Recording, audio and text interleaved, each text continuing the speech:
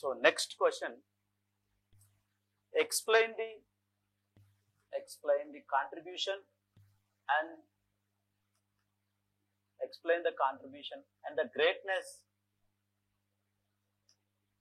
of the Smriti literature. Smriti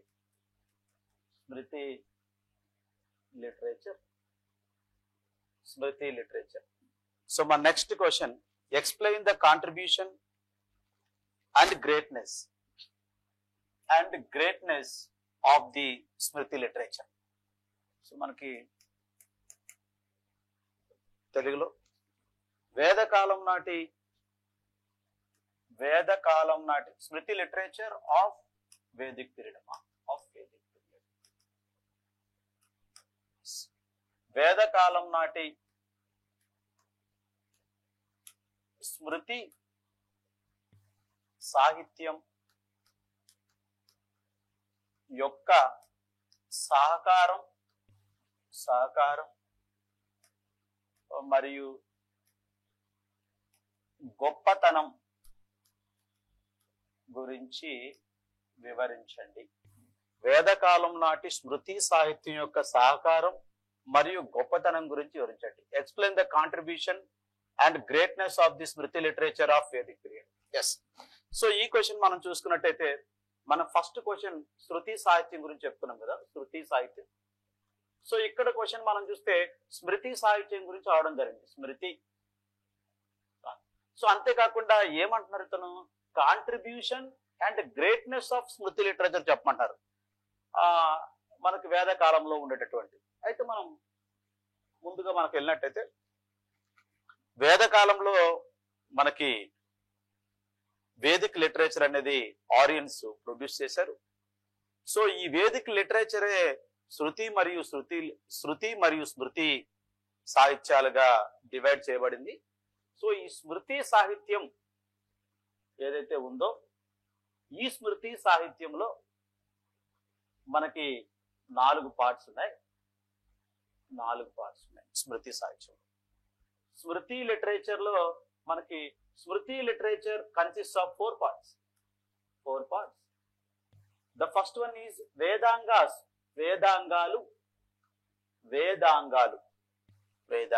We have 6 vedangas, మనకి 6 వేదాంగాలు. And 4 upavedas, 4 ఉపవేదాలు. అండ్ 18 పురాణాస్, 18 పురాణాలు. 2 ఇతిహాసాస్, 2 ఇతిహాసాలు లేదా ఎపిక్స్ లేదా కావ్యాలు, 2 కావ్యాలు. ఇది మనకి స్మృతి లిటరేచర్. సో మనం అక్కడ స్మృతి లిటరేచర్ లో 4 వేదాలు, బ్రాహ్మణాలు, అరణ్యకాలు, ఉపనిషత్తులు చెప్తున్నాం. అవి మనం ఇక్కడ ఏం రాయవసరం లేదు. Smriti literature consist of 4 parts, 6 vedangas, 4 upavedas, 18 puranas, 2 ఇతిహాసాలు. మనం ఇక్కడ రాయాల్సింది ఏంటి, ఈ స్మృతి లిటరేచర్ తాలూకా కాంట్రిబ్యూషన్, అట్లనే దాని గొప్పతనం గురించి చెప్పమండం జరిగింది. అయితే మనం మొదటగా 6 వేదాంగాస్ తీసుకున్నాం. 6 వేదాంగాస్కి వెళ్లే ముందు స్మృతి అంటే ఏంటి? స్మృతి అంటే మెమొరీ. స్మృతి అంటే మెమొరీ అంటే గుర్తుంచుకోవడం. సో యాక్చువల్లీ ఈ స్మృతి లిటరేచర్ ని పురుషేయ అంటారు. పురుషేయ అంటే మేడ్ బై ది మ్యాన్ అని అర్థం. మనుషులు తయారు చేస్తుంది. మనం అక్కడ శృతి లిటరేచర్ అపురుషేయ అని చెప్పుకున్నాం, అది అది దేవుడు తయారు చేస్తారని. సో పురుషేయ అంటారు. ఎనీవే మనకి ఈ శృతి కానీ స్మృతి కానీ ఈ లిటరేచరు మనకి మొత్తం సంస్కృతంలో కంపోజ్ చేయబడి ఉందమ్మా. సంస్కృతం మనం చెప్పుకుంటాం, Sanskrit is mother of all languages in India except Dravidian languages, Telugu, Malayalam, Kannada, Tamil.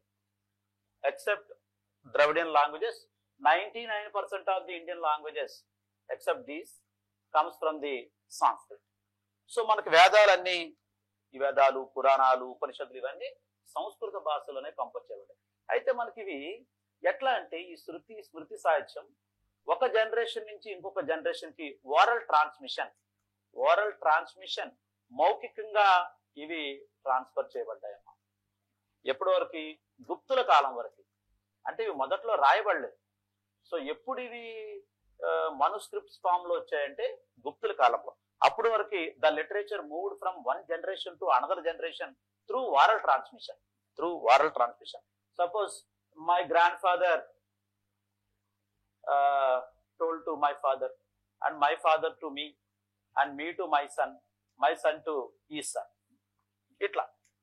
So దీన్ని oral transmission అని మనం అంటాం. Anyway, coming to the point, so the first one is 6 Vedangas.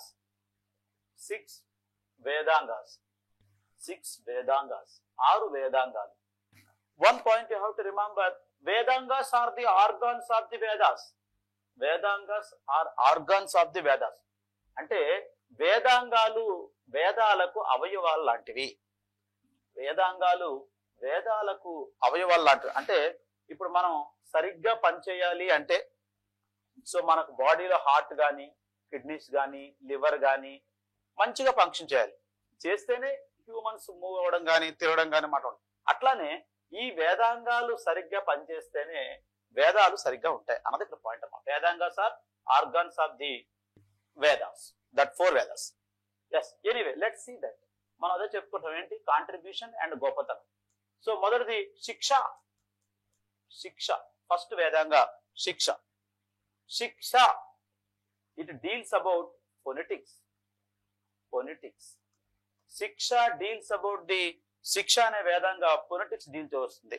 అంటే ఏంటంటే పదాలని ఎట్లా ఉచ్చరించాలో చెప్తుంది. ఓం భూవశువః అనే మనం the most popular and sacred మంత్ర తీసుకుంటే దాన్ని ఎట్లా పలకాలి అని చెప్పేది మనకి ఈ శిక్ష అనే వేదాంగమ్మ. దీని సహకారాన్ని మీరు చూడొచ్చు. అంటే శిక్ష లేకపోతే మనం ఎట్లా వేదాలని ఎలా ఉచ్చరిస్తాం. అందుకే ఒకసారి యూపీఎస్సీ కూడా క్వశ్చన్ అడిగింది, tongue for Vedas, which among the following vedanga is tongue for Vedas. ఈ కింది వేదాంగాల్లో ఏ వేదాంగా వేదాలకు నాలుగు వంటిది. వేదాలంటే ఇవి మనకు ఋగ్వేద, యజుర్వేద, సామవేదం. ఏది? శిక్ష. సో చూసారా దీని కాంట్రిబ్యూషన్ మనకి. అంటే వేదాలు పలకాలంటే మనకు వేదాంగాలు తెలిసి ఉండాలి. అందులో ముఖ్యంగా శిక్ష డీల్స్ అబౌట్ ది పొలిటిక్స్. శిక్ష పదాల ఉచ్చారణ గురించి చెప్తుంది. నిరుక్త ఏ పదాలమ్మా? Sanskrit words. ఎందుకంటే మనకి ఇవన్నీ సంస్కృతంలో ఉన్నాయి కాబట్టి. శిక్ష.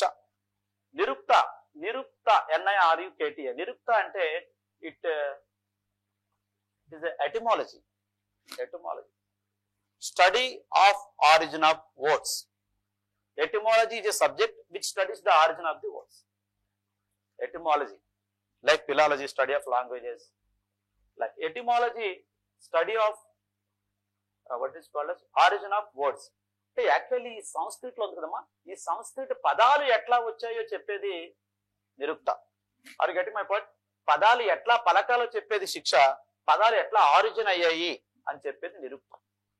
అది లేకపోతే మనకి ఎట్లా సంస్కృత పదాలు ఎట్లా ఉన్నాయి ఏంటనేది మనకి ఈ సహకారాన్ని వేదాంగాలు ఇవ్వకపోతే మనకు తెలిసేది కాదు.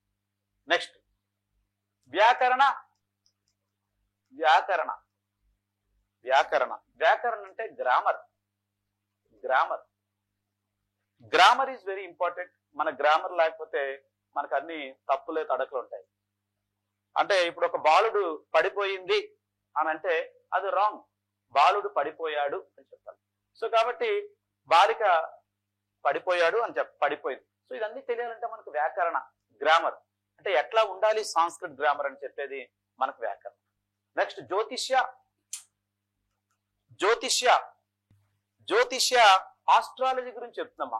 ఆ రోజుల్లో ఆస్ట్రానమీ చూసి ఆస్ట్రాలజీ చెప్పేవారు. సో ఈ రోజుల్లో మనకి నంబరు, డేట్ ఆఫ్ బర్త్, తర్వాత పేరు, ఊరు, తర్వాత చేతి మీద రేఖలు, హ్యాండ్, ఇవన్నీ చూస్తున్నారు.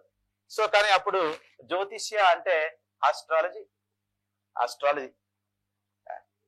నెక్స్ట్ ఛందస్ అంటే మెట్రిక్స్ అంటే మెజర్మెంట్స్ ఎట్లా ఉండాలి అని చెప్పేది, మెజర్మెంట్ గురించి మాట్లాడేది, కొలతల గురించి Chandas, metrics. And finally last one is Kalpa rituals. Kalpa deals about the rituals. ఇట్లా మనకి 6 వేదాంగాస్ ఉండేవి. సో టోటల్లీ 6 వేదాంగాస్ మనకు ఒక్కొక్క వేదంగా ఒక్కొక్క రకంగా మనకు ఉపయోగపడుతుంది. శిక్ష ఒక రకంగా, శిక్ష, కల్ప, శిక్ష ఏమో ప్రొనౌన్సింగ్ చేయడానికి ప్రొనౌన్సియేషన్, పదాల ఉచ్చారణ, కల్ప ఏమో పదాల పుట్టుక, వ్యాకరణ, సో ఎట్లా సంస్కృత్ గ్రామర్ ఎట్లా ఏంటి పరిస్థితి. తర్వాత జ్యోతిష్య, సో ఆస్ట్రాలజీ ఆ రోజుల్లో ఎట్లా అని. ఛందస్, మెట్రిక్స్, మెజర్మెంట్స్, కొలతల గురించి చెప్తుంది. మనకు చివరగా కల్ప రిచువల్స్ గురించి చెప్తుంది, క్రతువులు. సో మన క్రతువులు మళ్ళీ 3 రకాలు ఉన్నాయి. ఒకటి డొమెస్టిక్ రిచువల్స్, దీన్ని మనం గ్రహసూత్ర అంటాం, గ్రహసూత్ర. 2 శ్రౌత సూత్ర. సో శ్రౌత సూత్రలో ఉన్నటువంటి రిచువల్స్ ఏంటంటే, for the welfare of the people king performs the rituals like అశ్వమేధ యాగ అండ్ వాజపేయ యాగ, రాజసూయ యాగ. సో ఇది మనకు శ్రౌత సూత్రం. సులువ సూత్రాలో మనం చూసుకున్నట్టయితే actually construction of fire altars అంటే యజ్ఞయాగాలు చేసినప్పుడు హోమగుండాలు ఎట్లా కట్టాలి. ఇట్లా మనకి కల్పాలు మళ్ళీ 3 parts: Grihyasutra, Shrauta Sutra, Shulba Sutra. Kalpa was divide into 2 parts: Grihyasutra, Shrauta Sutra, Shulba. Let's come to the Grihyasutra. మనకి గ్రహసూత్రలో మనకు ఒక పాయింట్ ఉందమ్మా, ఏంటంటే so every individual had to perform 16 rituals from womb to tomb. తల్లి కడుపులో ఉన్నప్పటి నుంచి సమాధిలోకి వెళ్ళే వరకు, సమాధిలో ఉన్నంత వరకు ఎన్ని రిచువల్స్ చేయాలి? 16 రిచువల్స్ చేయాలి. ఇది ఓన్లీ ఫర్ మేల్స్. 16 రిచువల్స్ చేయాలి. ఎస్, ఊంబ్ టు టోమ్ అంటే ఇక్కడ మనకి ఫిమేల్ కూడా చేస్తారు, కానీ ఫర్ ద మేల్. గ్రహసూత్రాలో మనకి every individual had to perform 16 rituals from womb to tomb. So it is a mandatory, ఇది తప్పకుండా చేయాలి. కానీ ఇప్పుడు కూడా మనకి క్రతువులు ఉన్నాయమ్మా. గ్రహసూత్ర మనం చూసుకున్నట్టయితే, సో పుట్టినరోజు చేసుకుంటాం, జనరల్ గా శ్రీమంతం చేస్తారు ఫస్ట్ లో బిడ్డ కడుపులో ఉన్నప్పుడు. తర్వాత పుట్టిన తర్వాత అతనికి నామకరణ చేస్తారు, పేరు పెడతారు. తర్వాత ట్రాన్స్ఫర్ సెరమనీ చేస్తారు గుండు గీసినప్పుడు. తర్వాత కర్ణ వేద అంటే మనకి చెవులు కుట్టించినప్పుడు చేస్తారు. తర్వాత మనకి ఇంకా చాలా ఉపనయన ఉంటది కొంతమందికి. ఉపనయన అంటే సో ఉపనయన సాక్రెడ్ థ్రెడ్ ని వేయడం. తర్వాత వివాహ అనే రిచువల్ ఉంది. చివరికి మనకి లాస్ట్ రిచువల్ అంత్యేష్య అంటే ఫ్యూనరల్ ఫైర్. ఇట్లా ఇప్పటికీ కొన్ని రిచువల్స్ ఉన్నాయి. ఇవి మనం ఇక్కడ కావాలంటే చేసుకుంటారు, లేకపోతే లేదు. But these rituals comes from where? Grihyasutra of Kalpa. So ఇక్కడ ఏంటంటే every individual had to perform 16 rituals from womb to tomb. So the first one is Garbhadhana. The last one is Antyeshti. First ritual Garbhadhana, last ritual Antyeshti. మీరు అన్ని rituals రాయనవసరం లేదు ఇక్కడ. కాకపోతే కొన్ని చూడండి, మనకి ఇది ఎట్లాంటి సహకారం అందిస్తుందంటే, ప్రజెంట్ సొసైటీలో ఏవైతే ఉన్నాయో ఇవన్నీ ఆల్రెడీ మనకి వేదిక పీరియడ్ లో ఉన్నాయి. సో వాటి నుంచే ఇవి వచ్చాయి. సో మనకి వేదిక పీరియడ్ లో చాలా 16 ఉండేవి. ఇప్పుడు అవి కొన్ని తగ్గిపోయి అన్ని పాటించట్లేదు మన వాళ్ళు. సో ఇప్పుడు ఏంటంటే మనకి మన స్తోమత ప్రకారం మనం చేసుకుంటాం, కానీ అప్పుడు కంపల్సరీ మ్యాండేటరీ చేయాలి, నీకు స్తోమత ఉన్నా లేకపోయినా. ఎస్, ఫస్ట్ ది గర్భాధాన ఎవరు చేస్తారు అంటే మనకి మ్యారీడ్ ఉమెన్ చేస్తుందమ్మా. Married women. ఎందుకు అంటే ప్రెగ్నెన్సీ కోసం. This ritual would be performed by the married women to get pregnant కోసం. సో మనం ఒక 4-5 చెప్పుకుందాం, అన్ని కాకపోయినా. రెండవది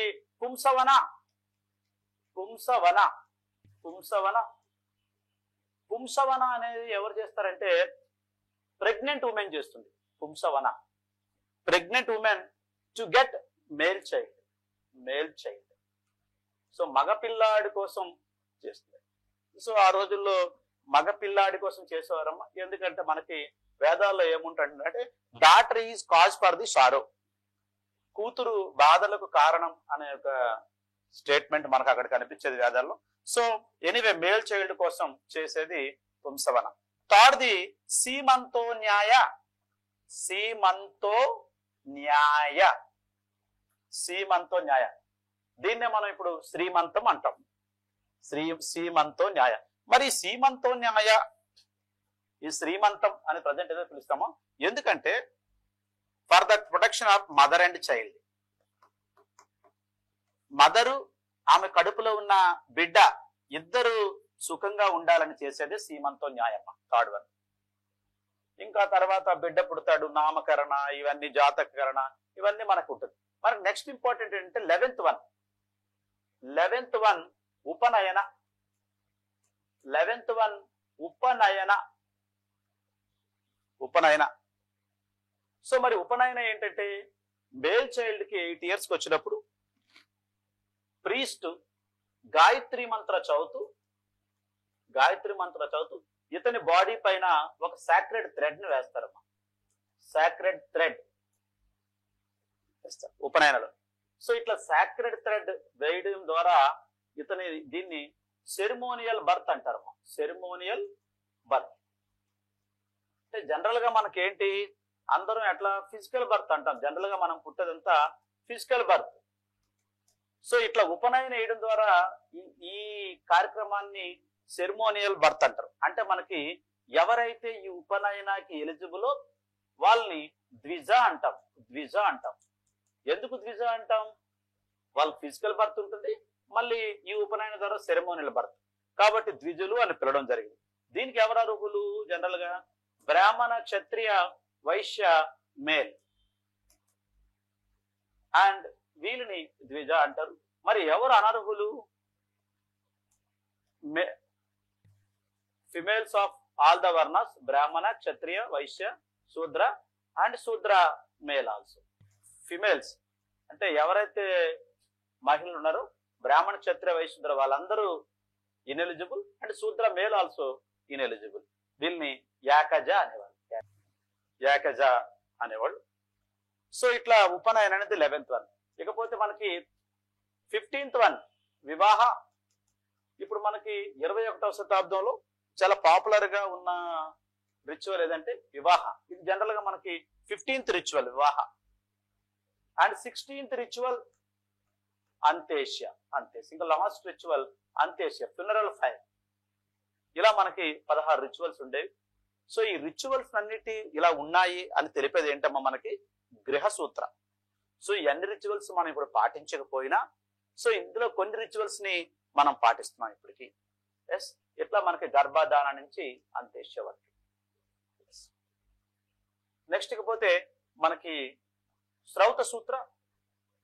శ్రౌత సూత్ర కల్పలో రెండవది శ్రౌత సూత్ర. శ్రౌత సూత్ర అంటే మనకేంటంటే so Shrauta Sutra deals about the rituals made by the kings for the welfare of the people. Welfare of the people.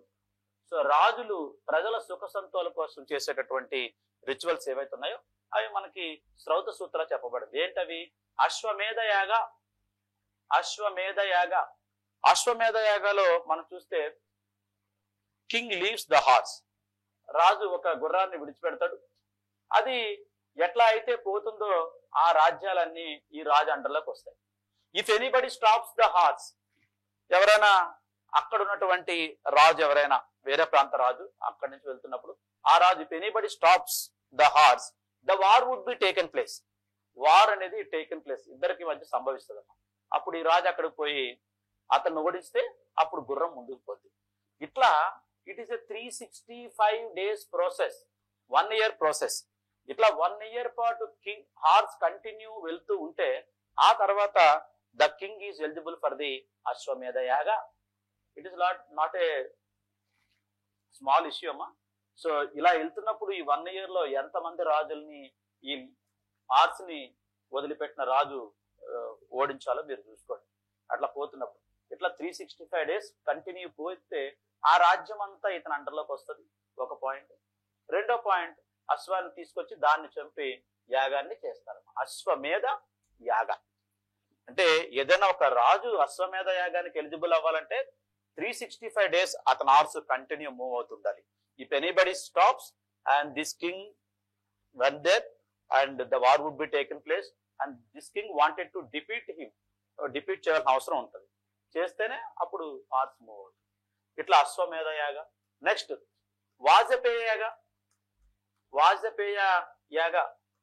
So Vajapeya యాగలో మనం చూసుకున్నట్టయితే మనకి ఇక్కడ కింగ్ బికేమ్ సామ్రాట్. దీని తర్వాత ఈ యాగం తర్వాత king became samrat, samrat or emperor or king of the kings. ఇందులో మనకి చారియట్ రేస్ ఉంటుందమ్మా. చారియట్ రేస్, రథాల పందెం ఉంటుంది. ఈ వాజ్పేయి యాగ ఎవరు చేస్తారంటే నడి వయసులో ఉన్నటువంటి మిడిల్ ఏజ్డ్ కింగ్ చేస్తాడు. మిడిల్ ఏజ్డ్ కింగ్, మధ్య వయసులో ఉన్నటువంటి కింగ్. మధ్య వయసు అంటే మనం ఏం చెప్పాలి, 30 నుంచి 40 ఏళ్ల మధ్యలో ఉన్నటువంటి రాజు చేస్తాడు. ఎందుకంటే ఉత్సాహాన్ని కోల్పోయి ఉంటారు 30-40 అంటే. కాబట్టి మళ్ళీ ఉత్సాహం పుంజుకోవడానికి ఒక ఈ యాగాన్ని చేస్తారు. సో అందులో వాళ్ళ రిలేటివ్స్ అందరూ చిన్న చిన్న రాజులు పాల్గొంటారు. ఇందులో రాజుగారు కూడా పాల్గొని చారియట్ రేస్ లో అతను గెలుస్తాడు. సో వాజ్పేయి యాగ తర్వాత the king became samrat. And Rajasuya yaga, another yaga Rajasuya yaga. Rajasuya yaga which was done by the priest in the name of king. King పేరు మీద అన్ని ప్రీస్ట్ చేస్తారమ్మా, కింగ్స్ పేరు మీద. సో రాజసూయ యాగకి వచ్చేసరికి మనం చూస్తే రాజసూయ యాగ ఫినిష్ అయిన తర్వాత అంటే పర్ఫార్మ్ చేసిన తర్వాత కింగ్ కి డివినిటీ వస్తుందమ్మా. డివినిటీ, దైవత్వం. దైవత్వం అంటే king became shadow of the God లాగా అనమాట. కింగ్ కి దైవత్వం వస్తుంది రాజసూయ యాగ. ఇట్లా ఈ యాగాలన్నీ పీపుల్ వెల్ఫేర్ కోసం చేశారన్నది మనకి శ్రౌత సూత్ర చెప్తుంది. నెక్స్ట్ సులువ సూత్ర. సులువ సూత్ర మనం ఇవన్నీ ఎక్కడి నుంచి చెప్తామమ్మా? కల్ప, మనకు 6వ వేదంగా అయిన కల్పలో గృహ సూత్ర చెప్పాం, శ్రౌత సూత్ర చెప్పాం, ఇప్పుడు సులువ సూత్ర చెప్పుకుంటాం. సులువ సూత్ర దేని గురించి చెప్తుందంటే ఫైర్ ఆల్టర్స్ గురించి చెప్తున్నామా. Very important. Construction of fire altars అంటే హోమ గుండాలు, తెలుగులో హోమ గుండాలు, construction of fire altars. So మరి మనకి ఇప్పుడు రీసెంట్ గా కేసీఆర్ యజ్ఞం చేశాడు. మరి యజ్ఞం చేసినప్పుడు ఈ హోమగుండం అనేది ఎట్లా ఉండాలి? ఇలా స్క్వేర్ లో ఉండాలా, లేకపోతే ఇలా మనకి రెక్టాంగిల్ లో ఉండాలా, లేదా ఇట్లా ట్రయాంగిల్ లో ఉండాలా, లేకపోతే ఇలా సర్కిల్ గా ఉండాలా హోమగుండం, లేదా ఇట్లా ఈ షేప్ లో ఉండాలా? ఇట్లా అంటే మనకి ఈ కన్స్ట్రక్షన్ ఆఫ్ ఫైర్ హోల్డర్స్ ఏంటి? Size, shape and dimension. వీటి గురించి చెప్పేది మనకు సులువ సూత్రం. Very important. సో ఏ ప్లేస్ లో ఏ షేప్ లో ఉండాలి, ఏ సైజులో ఉండాలి, ఏ డైమెన్షన్ లో ఉండేది మనకు. సో వీటన్నిటిని అందించేవేంటి? మనకు వేదాంగాలు. 6 వేదాంగంలో ఒక వేదాంగ కల్ప, కల్పలో పాటు సులువ సూత్రం. ఇదంతా మనకి ఈ వేదాంగాలు అందిస్తున్నటువంటి సహకారంగా మనం చెప్పొచ్చు. ఎస్. తర్వాత upavedas. Next upavedas. We have 4 Upavedas. Each Veda has one Upaveda. And Ayurveda,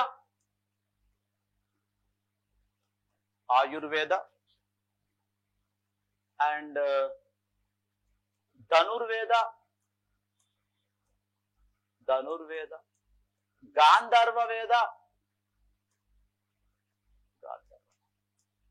and Shilpa Veda. ఇట్లా మనకి 4 ఉపవేదాలు ఉన్నాయమ్మా. 4 ఉపవేదాస్. ఈచ్ వేద ఇస్ ఏ 1 ఉపవేద. ఆయుర్వేద వల్ల మనకు తెలుస్తుంది ఏంటి? కాంట్రిబ్యూషన్ ఏంటి? మనం సహకారం గురించి మాట్లాడుకుంటున్నాం. ఏవి? స్మృతి సాహిత్యం. Ayurveda deals about medicine. Ayurveda deals about medicine. And general గా మనకి ఇప్పుడు కూడా మీకు తెలుసు చాలా రకాలైన మనకు మెడిసిన్స్ ఉన్నాయమ్మా. ఆయుర్వేద, హోమియోపతి, అల్లోపతి, సిద్ధ, యునాని, యోగా, ఇవన్నీ మనకి మెడిసిన్స్. ఆయుష్ అంటాం కదా మనం, ఆయుష్. అయితే మనకి అన్నిట్లో మనకి ఫస్ట్ మెడిసిన్ ఏది? ఆయుర్వేద. ఆయుర్వేద కంప్లీట్ గా నాన్ కెమికల్. ఇవి ట్రీస్ నుంచి తీస్తారు, చెట్ల నుంచి. ఆయుర్వేద ఇప్పుడు కూడా మన తాతలు మన అమ్మమ్మలు చూస్తే ఆయుర్వేదిక్ మెడిసిన్ తీసుకురండి అంటారు. అంటే generally Ayurveda deals about the medicine, so it is called as Ayurvedic medicine. మన వాళ్ళు ఆయుర్వేదిక్ మెడిసిన్ గా పిలుస్తున్నారు. So Ayurveda is Upaveda of Rigveda. And Dhanurveda, Dhanurveda deals about war and archery. War and archery. War అంటే యుద్ధం. Archery, archery means you know very well, మనకి bow and ఆరోతో archery అంటే.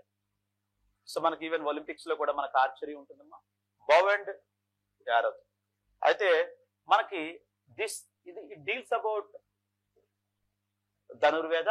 ధనుర్వేద is Upaveda of Yajurveda. So once మనం ప్రిలిమ్స్ ఓరియంటేషన్ లో చూస్తే ఒకసారి ఒక క్వశ్చన్ వచ్చింది ఏంటంటే, the war begins in the minds of human beings. In the minds of human beings. అది ఈ స్టేట్మెంట్ దేనికి సంబంధించింది? War begins in the minds of human beings.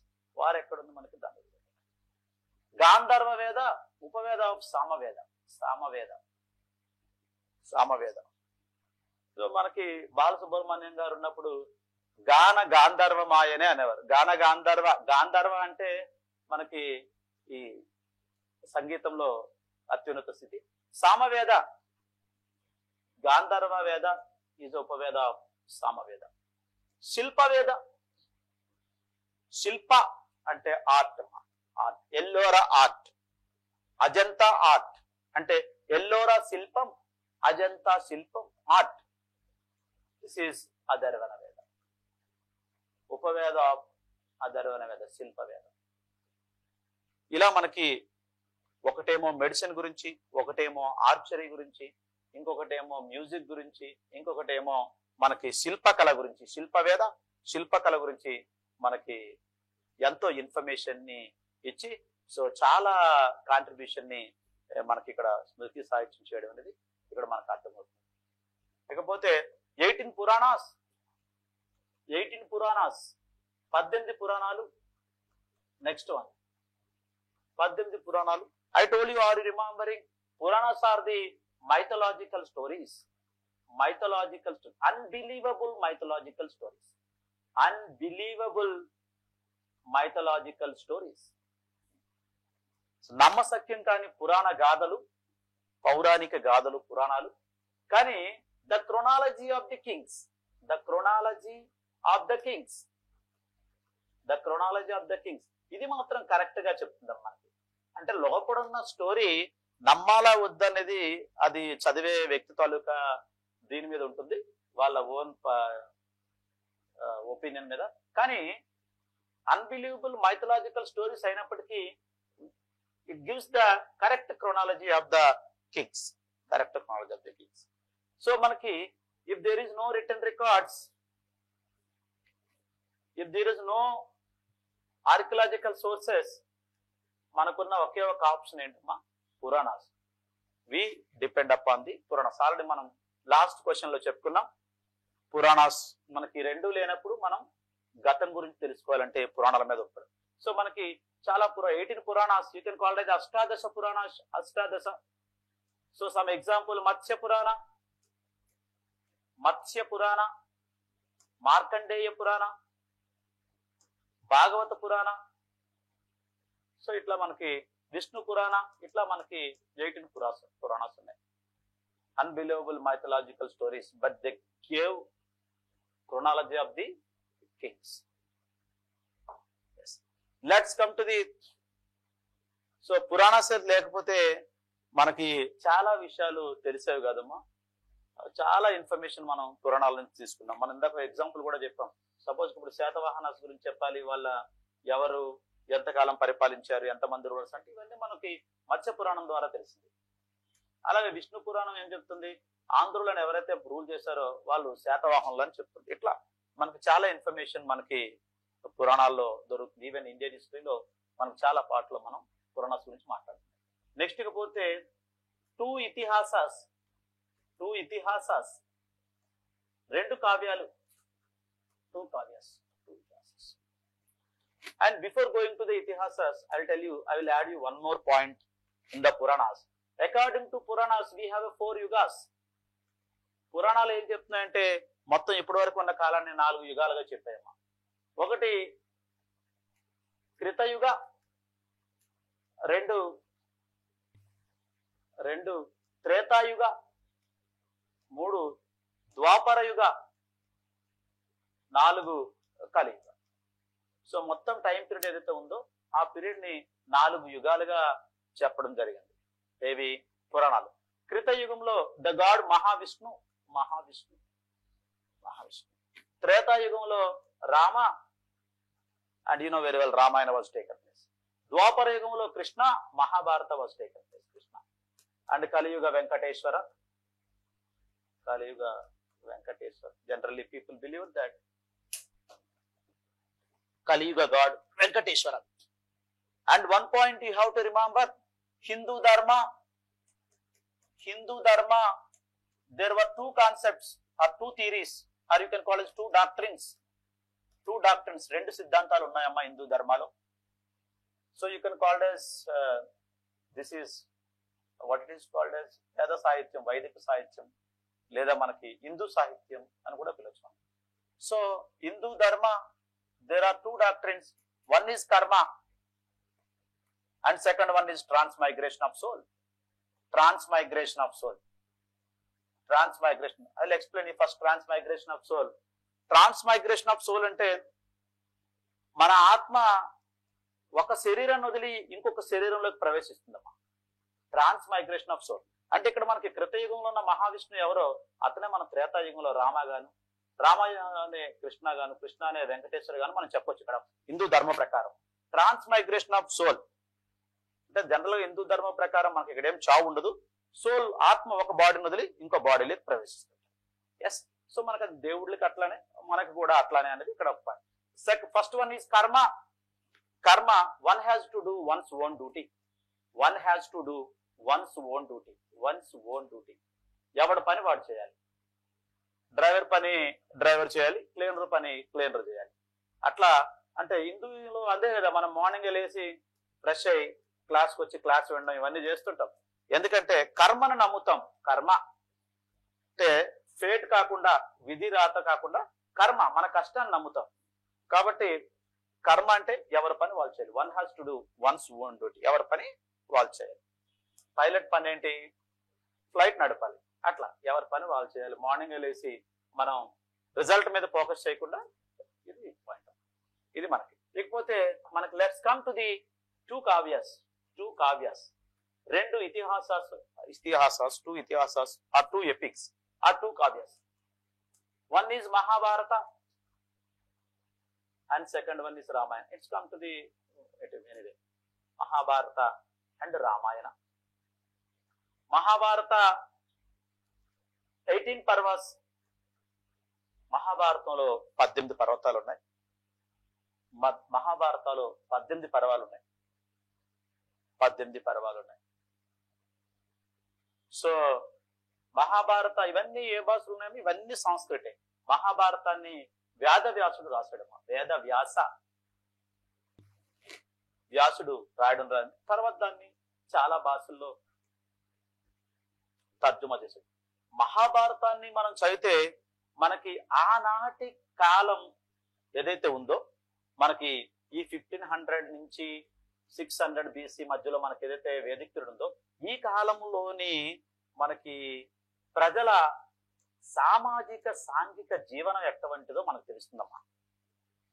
అంటే అందులో ఉన్న విషయాలు కొంచెం ఎగ్జాగరేషన్ అయినప్పటికీ, సో జనరల్ గా ఉన్న విషయాలు ఏవైతే ఉన్నాయో అవన్నీ ఆనాటి సామాజిక సాంఘిక ఆర్థిక పరిస్థితులు తెలియజేస్తున్నాయి. సో జనరల్ గా మహాభారతం ఇనిషియల్ గా 8400 శ్లోకాల వరకు ఉండేవి. సో ఇది అట్లా ఇంటర్ప్రిటేషన్ వల్ల 1 lakh శ్లోకాలకు వెళ్ళిపోయింది. 1 lakh శ్లోకాస్. అందుకే దీన్ని శత సహస్ర సంహిత అంటారు. శత సహస్ర సంహిత. శత అంటే 100, సహస్ర అంటే 1000. 100 × 1000 లక్ష. శతసహస్ర సమిత. ఎందుకు సార్ మరి ఇట్లా 8400 శ్లోకాలు 1000 శ్లోకాలు అయిపోయింటే, యాక్చువల్లీ ఈ లిటరేచర్ అంతా ఎట్లా వస్తుందమ్మా, one generation to another generation through వారల్ transmission. వారల్ transmission వచ్చినప్పుడు ఏమవుతుంది, ఇంటర్ప్రిటేషన్ అవుతుంది. ఇప్పుడు సపోజ్ కి మా తాత మా ఫాదర్ చెప్పినప్పుడు అక్కడ కట్టడం ఉంది, అది చాలా బాగుంది అని చెప్పాడు. కానీ మా ఫాదర్ నాకేం చెప్పాడంటే, అక్కడ కట్టడం ఉంది చాలా బాగుంది, ఒక్కసారి నువ్వు చూసావంటే నీ కళ్ళు మిరుమిట్లు గొలుపుతాయి అని. ఇదేంటమ్మా మిరుమిట్లు గొలుపుతాయని మా తాత మా నాన్న చెప్పాడా? లేదు. కానీ ఇది ఇంటర్ప్రిటేషన్. ఈ విధమైన ఇంటర్ప్రిటేషన్ వల్ల ఏమైందంటే, సో 1,00,000 శ్లోకాస్కి వెళ్ళిపోయామ్మా. అందుకే శతసహస్ర సంహిత లేదా దీన్ని ఏమంటారు, జయ సంహిత. జయ సంహిత. సో కంటెంట్ అయితే సేమ్, కాకపోతే దాని ఇంటర్ప్రిటేషన్ లో కొంచెం అది అద్భుతంగానే తయారైంది, లేకపోతే కొంచెం దాన్ని వెనక్కి లాగి చెప్పడమైనా జరిగింది అట్లా అన్నమాట. ఇకపోతే మనకి the most important one Bhagavad Gita. Bhagavad Gita is a part of మహాభారతమ్మ. మనకి భగవద్గీత గురించి ఎన్ని విషయాలు మనం తెలుసుకోవచ్చు అంటే, మనకి ఈ స్మృతి సాహిత్యంలో ఉన్నటువంటి ఏవైతే ఈ బుక్స్ ఇవన్నీ ఉన్నాయో, ఇవన్నీ మనకి ఈనాటి ప్రజలు కూడా వీటిని చదివి ఒక మంచి సంస్కారవంతమైన జీవితం గడపడానికి ఇవి చాలా ఉపయోగపడతాయి. అయితే Bhagavad Gita is associated with Mahabharata 6th parva. 6th parva. So that is called as Bhishma parva. Bhishma parva. Bhishma. సో మనకు భగవద్గీత భీష్మ పర్వకు చెంది. Next come to the Ramayana. Ramayana totally 7 chapters. Those are called as 7 kandas. 7 ఖండాలు రామాయణ. సో ఇనిషియల్ గా చెప్పింది ఎవరమ్మా, వాల్మీకి. తర్వాత చాలా మంది వివిధ భాషల్లో మార్చారు, సంస్కృతిలో వాల్మీకి. సో 7 ఖండాలు. 7 ఖండాలు. సో మనకు తెలుగులో మొల్ల రాయడం జరిగింది, మొల్ల రామాయణం. మహాభారతానికి వస్తే నన్నయ్య తిక్కన్న ఎర్రన వీళ్ళు తెలుగులోకి అనువదించడం మొదలు పెట్టారు. నన్నయ్య 2.5 పర్వాలు, తిక్కన్న 15 పర్వాలు, ఈ మిగిలిపోయిన అరణ్య పర్వాలు ఆఫ్ ఎర్రన రాయడం జరిగింది చివరగా. ఇట్లా వీళ్ళని కవిత్రయం అంటారు. ఇట్లా మహాభారతం. ఇట్లా మనకి వివిధ అంశాల ద్వారా మనకి ఈ ఎంతో సహకారాన్ని అందించి ఏది ఈ స్మృతి లిటరేచర్ అని తన గొప్పతనాన్ని చాటుకుంది అని చెప్పి మనం చివరిగా మనం ఎండింగ్ లో రాయాల్సిన పరిస్థితి ఉంటుంది. ఇది మనకి second question. So thank you and all the best.